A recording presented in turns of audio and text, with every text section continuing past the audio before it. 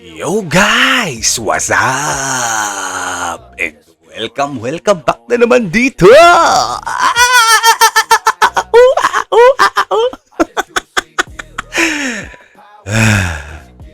Sa ating channel. Okay? So today mga bossing ko, yan, currently nag-ano tayo, no? Nag-main quest tayo dito. So wala lang yan. Dito talaga yung ano natin, yung pakay natin. Bumalik na nga pala tayo kay Manunupil sa mga hindi nakakaalam. Ano ko lang din, flex ko lang din yung ating konting progress lang bago tayo magtungo dun sa ating balitaktakan, mga idol. Okay? So yun lang, item logs natin all over. Overall, 557 yan mga papa. Teka, check ko nga ako nagre-record naman siya. Okay, 557 sa gear neto, 537. Okay, and then yung relic natin, 70, 70, 52. Okay. So yun, yung ating items is all cloth naman to, plus mga overups na lang, mga plus 10. Okay. Meron tayong Kransha earrings na plus 15. Okay, yun lang. Yun yung bago dito. And then yun nga, nag-aano tayo. Papa-level 100 tayo ng mga abilities. Okay, hindi na muna natin i-rush yung secret class gawa ng medyo mahal yung mga abilities, no, na nabibili sa next market. And yun nga, medyo madami. Kanya 2 piraso na mahal, like 5K, 1 pirasong ability, super sense, ganito ganyan, overcome, mahal. Okay? So yun, mas pinupush na lang din natin magpa-level 100 na mga abilities para ma-unlock natin tong 7 slot kasi mas okay siya, no?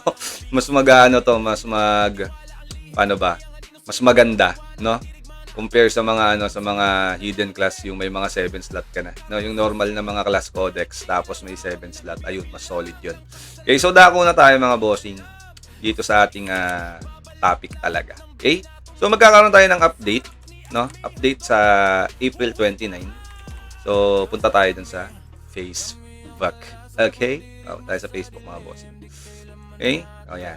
Andito tayo sa Facebook mga papi. So yan, sabi dito, upcoming update, Corrosion Reef. Ito yung pinaka main event nila dito, no? Sa upcoming update natin sa April 29. Yung Corrosion Reef. And yan yung yung maglalaban-laban, no? Kakaroon kayo ng kalaban sa isang server, no? Server versus server siya na dungeon.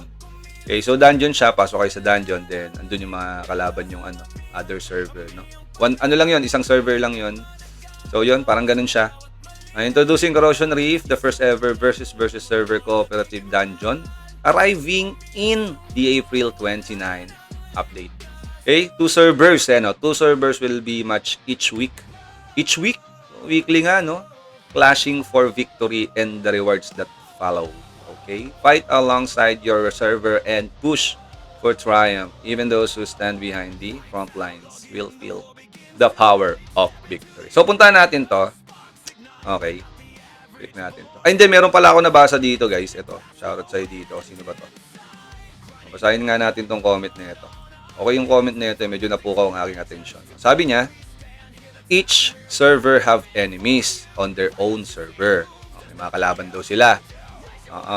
Kada server. And now, being forced to work together for benefit each other while they want each other downfall. So, parang ang pinalalabas sa dito is parang plastikan, parang gano'n. Plastikan muna tayo kasi merong corrosion reef.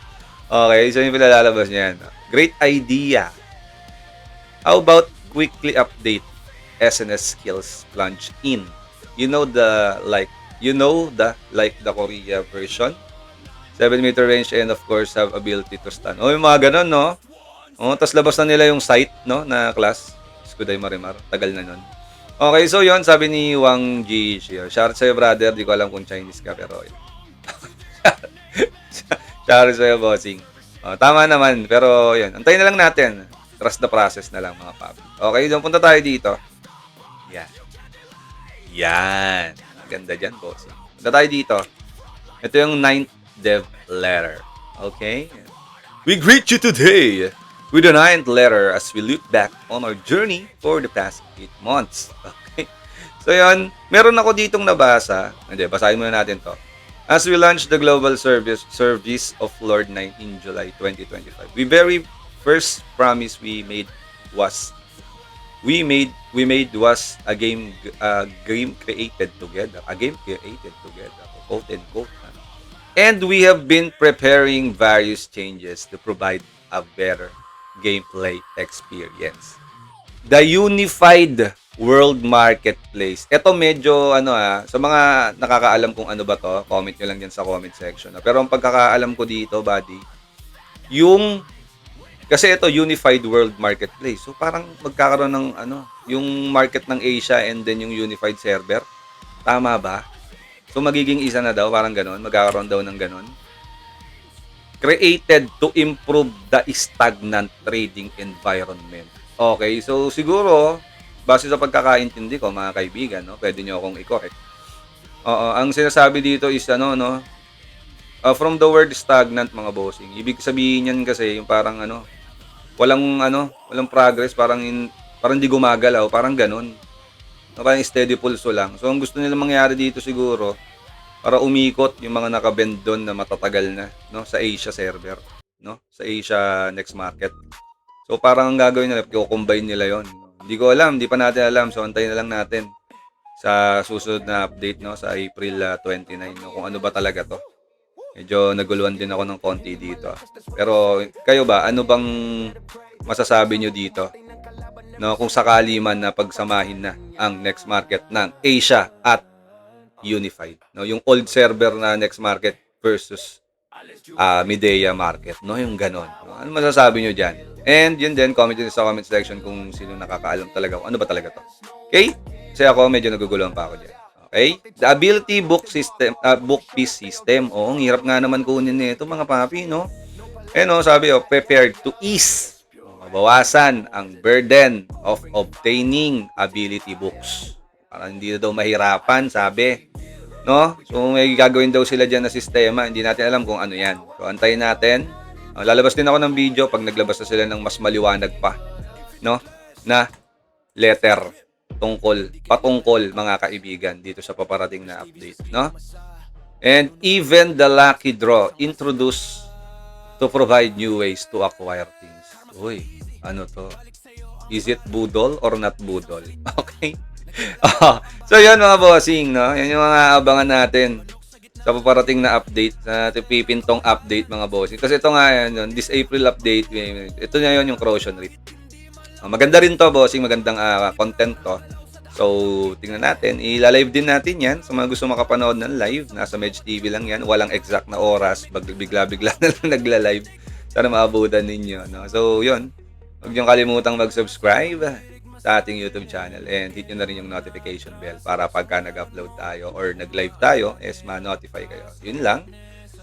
So abangan pa natin, no, yung mas matindi pa, no, na mga update dito sa Lord 9. At abangan din natin yung mas maliwanag pa.